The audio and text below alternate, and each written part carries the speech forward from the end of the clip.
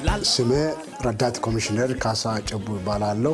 የሲዳማ ብሔራዊ ክልላዊ መንግስት ፖሊስ ኮሚሽን ምክትል ኮሚሽነር እና ወንጀልና ትራፊክ አደጋ መከላከል ዘርፍ ኃላፊ ነኝ። በመጀመሪያ ደረጃ በሲዳማ ብሔራዊ ክልላዊ መንግስት በሐዋሳ ከተማ የሚደረገው ክራይስት አርሚ ኢንተርናሽናል ቤተክርስቲያን ከመጋቢት 12 እስከ 14 የሚደረገው ኮንፈረንስ እንኳን ሁላችን በሰላም አደረሰን ለማለት ፈልጋለሁ። እንደሚታወቀው ሲዳማ ብሔራዊ ክልላዊ መንግስት ፍጹም ሰላማዊ ስራዎች በህዝብ ተሳትፎ የሚሰራው ስራ ነው። ይህንን ኮንፈረንስ ለማካሄድ አጠቃላይ ሲዳማ ብሔራዊ ክልላዊ መንግስት አብያተ ክርስቲያን ወንጌላዊ ካውንስል ጋር በመተባበር የሚደረጉ መንፈሳዊ ኮንፈረንስ ከመሆኑ ጋር ተያይዞ አጠቃላይ ኮንፈረንስ አዘጋጅ ኮሚቴ ጋር በመቀናጀት ስራዎች የጀመርንበት ሁኔታ አለ። ኮንፈረንሱ የሚደረገው ሐዋሳ መስቀል አደባባይ ነው። መስቀል አደባባይ በሶስት ተከታታይ ቀን የሚደረጉ ኮንፈረንስ ያለ አንዳች የወንጀል ሁኔታ በሌለበት አንድም የትራፊክ አደጋ በማይከሰት መልኩ ስራዎች ለመስራት ከዚህ በቀደም በሚሰራው ልክ አጠቃላይ የሰራዊቱ ኦሪየንቴሽን ለመስጠት እኛም ዝግጁነት ጨርሰናል። እዛ የሚደረግበት ቦታ ላይ የመደበኛ ፖሊስ፣ የአድማ ብተና ፖሊስ ስምሪት ይሰጣል።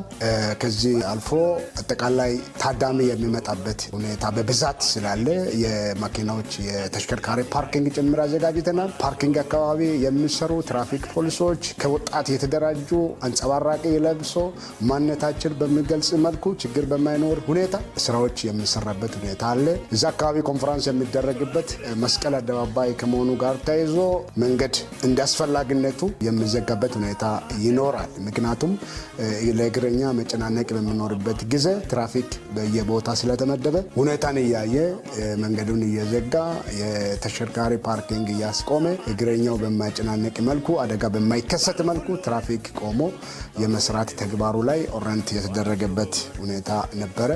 አጠቃላይ እንግዶች ሲመጡ እንኳን ደህና የመጣችሁ የሚባል ፕሮግራም ይኖራል። በየአቅጣጫው ትላልቅ መንፈሳዊ ሰዎች ይመጣሉ። ትላልቅ የመንግስት ባለስልጣናቶች ይታደማሉ። ይህንን ኮንፈረንስ መንፈሳዊ ከመሆኑ ጋር ተያይዞ ከዚህ በፊትም መንግስታዊ፣ ህዝባዊ፣ ሃይማኖታዊ ሁኔታዎች ሲኖሩ እንደ ሲዳማ ብሔራዊ ክልላዊ መንግስት አካላት ፍጹም ሰላማዊ በሆነ መልኩ እንዲጠናቀቅ በፊት በሚሰራው ልክ የሚሰራ ነው የሚሆነው።